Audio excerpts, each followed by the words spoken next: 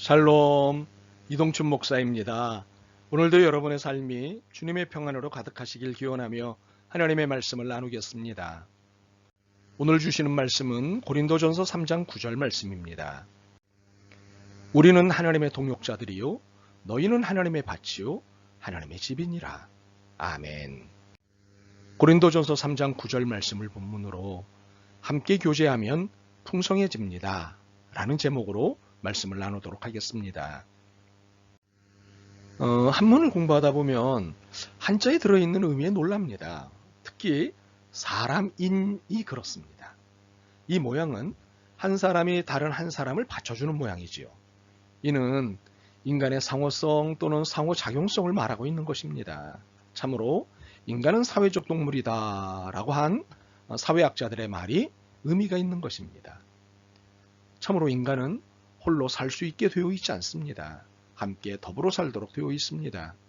하나님이 에덴 동산을 지으시고 인간과 인간들이 함께 더불어 살도록 하셨습니다. 여기서 이미 공존과 협력과 상생의 삶을 지시하신 것입니다. 그래서 인간은 누구나 마음속 깊은 곳에서부터 타인과 통하기를 열망합니다.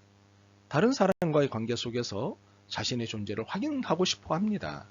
상대에게 인정받고 싶고 타자에게 비춰진 나를 통해서 내 존재를 확인하고 싶어 합니다. 이처럼 타자와 관계를 맺고 하나가 되고자 하는 욕구가 인류의 생명을 이어왔습니다. 이렇게 더불어 사는 공동체적 존재로 창조하셨기 때문에 내가 너와 통할 수 없을 때 불행을 느낍니다. 너와 단절된 삶은 힘이 없습니다. 프랑스에서 내려오는 이야기입니다. 어느 욕심 많은 부자가 죽어서 하늘나라에 갔습니다. 하늘나라 문 앞에서 그는 베드로를 만났습니다.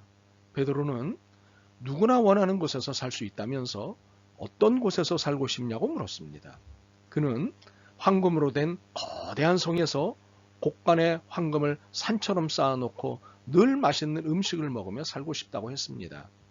베드로는 그를 그런 곳으로 데려다 주었습니다. 황금으로 된 성에서 맛난 음식을 먹으며 한동안 행복하게 지냈습니다. 그러나 그는 얼마 안 가서 지루하고 따분해졌습니다.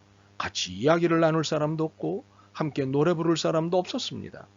아무리 소리쳐도 대답하는 사람이 없었습니다. 이런 지겨운 생활을 1000년 동안 하고 난 후에 베드로가 찾아왔습니다. 그는 베드로에게 따졌습니다. 왜 이렇게 천국이 재미없고 지루합니까? 그러자 베드로가 대답했습니다. 그러면 너는 여태 여기가 천국인 줄 알았냐? 여기는 지옥이다. 지옥에 가고 싶다고 해서 지옥에 안내했을 뿐이다. 이처럼 저 혼자만을 위해서 사는 곳이 지옥입니다. 나를 위해서 너를 이용하고 갈취하는 곳이 지옥입니다. 거기에는 하나님도 없고 이웃도 없습니다. 서로를 위해 더불어 사는 곳에만 하나님은 계시고 하늘나라도 있습니다. 바울 시대에 이기주의 때문에 힘든 일이 있었습니다. 공존과 협력과 상생의 가치를 파괴하는 집단 간의 파벌 싸움이 생겼습니다. 아볼로파, 바울파, 예수파 하면서 시기와 분쟁이 생겼습니다. 이 일이 얼마나 심각했던지 바울의 목청이 무청이나 높아졌습니다. 고린도전서 3장 3절입니다. 너희는 아직도 육신에 속한 자로다. 너희 가운데 시기와 분쟁이 있으니 어찌 육신에 속하여 사람을 따라 행함이 아니리요. 바울은 계속해서 붕괴의 어제로 질문을 던집니다. 도대체 아볼로는 무엇이며 바울은 무엇이냐? 여기서 바울은 무엇이며를 남성명사를 사용하는 대신 경멸의 의미를 나타내는 중성명사로 사용합니다. 이는 아볼로와 바울이 도대체 무슨 물건들이기에 너희는 나는 아볼로에게 나는 바울에게 라고 걸맞지 않게 말하느냐고 질책했던 것입니다. 바울에 따르면 바울과 아볼로에게 주어진 사역은 씨를 심는 일과 물을 주는 기초적이고 기계적인 일에 불과했다는 것입니다. 이것은 박사학위가 없어도 할 수 있는 기초적인 일이었습니다. 복음의 씨를 자라게 하신 분은 바울도 아니고 아볼로도 아니고 하나님 자신이라고 지적했습니다. 그러므로 바울과 아볼로는 아무것도 아니라고 선언합니다. I'm nothing. 나는 심었고 아볼로는 물을 주었으되 오직 하나님은 자라나게 하셨나니 그런즉 심는 이나 물 주는 이는 아무것도 아니로되 오직 자라나게 하시는 이는 하나님뿐이니라. 고린도전서 3장 6절과 7절입니다. 단지 바울과 아볼로는 경쟁자가 아닌 하나님 앞에 동역자라고 정의를 내립니다.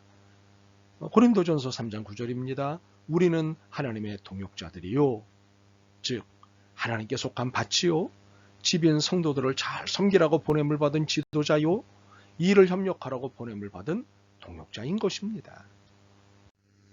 여기서 우리가 알게 되는 것은 교회의 구조는 동역의 구조이고 함께함의 구조라는 사실입니다. 바울과 아볼로가 각각 하나님께 받은 사명을 가지고 자신만이 할 수 있는 독특한 공헌 분야에서 사역을 하지만 이는 배타적인 것이 아니라 동역이라는 것입니다. 서로 경쟁하는 사이가 아니라는 것이지요. 심는 일과 물 주는 일은 서로 배타적인 관계에 있지 않고 상호 보완적인 관계에 있다는 것입니다. 그래서 바울이나 아볼로나 모두 고린도인들의 믿음 생활을 돕고 보살피는 사역자인과 동시에 같은 복음을 전하는 하나님 앞에서 같이 일하는 동역자라고 표현한 것입니다. 그런데 여기서 사역자에 해당하는 헬라어 단어는 본래 식탁에서 시중두는 일에 대해 사용되는 말로 그러한 일은 천한 종이나 여자가 하는 일이었습니다. 이처럼 당시에 천하게 여기는 행동에 사용되는 단어를 초대교회가 특정 용어로 사용했다는 것은 거기에 강력한 의미 전달이 있다는 사실입니다. 즉, 사역자는 종의 자세에서 일을 하며 자신의 은사를 따라 동역하는 사람임을 이해해야 한다는 것입니다. 그런데 이것을 지도자에게만 해당하는 것으로 오해해서는 안 됩니다. 이것은 교회의 전체 구조 개념입니다. 함께함, 동역 등과 같은 개념은 교회 공동체의 기본 가치입니다. 그러므로 이를 붙잡지 않는 교회는 교회가 될 수 없습니다. 그러므로 소위 유유상종은 안 됩니다. 강한 자와 약한 자를 구별하지 않는 서로가 서로에게 필요한 존재임을 인정하는 공동체 의식만 있어야 합니다. 바울은 약한 자, 작은 자의 관점에서 몸의 비유를 말하고 있습니다. 고린도전서 12장 23절과 24절을 보지요. 몸 가운데 덜 귀하다고 생각하는 지체들을 더욱 귀한 것으로 입히고 볼품없는 지체들을 더욱더 아름답게 꾸며줍니다. 그러나 아름다운 지체들에게는 그럴 필요가 없습니다. 하나님께서는 몸을 골고루 짜 맞추셔서 부족한 지체에게 더 큰 존귀함을 주셨습니다. 예수님은 언제나 약하고 힘없는 자, 상처받고 고통당하는 사람의 자리에 계십니다. 그런 예수님이 교회의 주인이시고 공동체의 주인이시라면 약한 지체가 공동체에서 더욱 존중되어야 합니다. 아리랑의 가사에 나를 버리고 가시는 님은 심리도 못 가서 발병 난다고 하지 않습니까? 여기서 나 대신에 남을 넣어 부르면 바울의 가르침과 통한다고 볼 수 있습니다.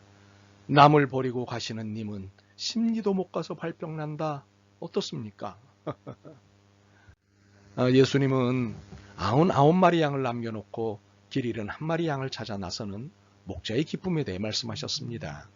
잃은 양 한 마리가 지금 처해 있는 상황, 그 사회의 잃은 양 한 마리가 지금 어디서 어떤 모습으로 살고 있는지가 그 사회의 더불어 사는 능력과 공동체적 성숙도를 말해줍니다. 약하고 상처받은 사람들을 돌보고 귀하게 여김으로써 우리 가운데서 그리스도의 생명이 힘있게 드러나야 합니다. 노자가 한 이야기입니다. 사람들은 사랑하지 않으면서 용감하고 검소하지 않으면서 널리 쓰고자 하며 남의 뒤에 설 줄 모르면서 남을 이끌려고 한다고 말했습니다. 우리는 그에게서 공동체적 삶의 세 원칙을 배울 수 있습니다. 그것은 사랑과 검소함과 남의 뒤에 서는 것입니다. 무엇보다도 사랑할 수 있다는 것은 이 시대의 가장 큰 능력이고 기적이고 창조적인 일입니다. 나를 내게 맡기고 너를 받아주는 일은 마치 무리를 걷는 것처럼 그 순간순간이 삶의 기적이며 창조입니다. 사랑만이 감동 없는 이 시대에 감동을 줄 수 있고 몸의 한 지체로서 공동체를 살아갈 수 있게 하는 에너지를 만들어낼 수 있기 때문입니다. 그래서 사랑하는 사람은 검소할 수밖에 없습니다. 이 땅 위에 아직도 굶주린 사람이 한 사람이라도 있는 한 욕심을 줄여야 하기 때문입니다. 무생명의 보존을 위해 내 몸과 혼의 건강을 위해 욕심을 줄이고 검소하게 살아야 합니다. 남보다 앞서려 들지 않고 남을 앞세우는 삶도 공동체를 세우는 삶입니다. 한번 잘 나가보고 싶고 한번 폼나게 살아보고 싶겠지만 부디 그 꿈은 접어주시면 좋겠습니다. 남을 누르고 희생시켜서 부와 권세를 누리는 인생이 아니라 남을 살리는 인생으로 살아가는 것입니다. 이렇게 되면 결국 모든 것이 내게 유익으로 다시 돌아오게 되어 있습니다. 결국에는 모두가 풍성해지게 됩니다. 이 은총을 누리는 모두가 되시길 소망합니다. 아멘. 주님, 함께 살아야 하는데 욕심이 배타적이고 경계적인 삶을 살게 합니다. 용서하옵소서. 더불어 함께 공유하며 사는 믿음의 삶이길 원합니다. 함께 서로 짐을 지는 삶이길 원합니다. 믿음과 용기를 주옵소서. 예수 그리스도의 이름으로 기도드립니다. 아멘. 오늘도 여러분의 믿음과 삶을 응원합니다. 사랑합니다.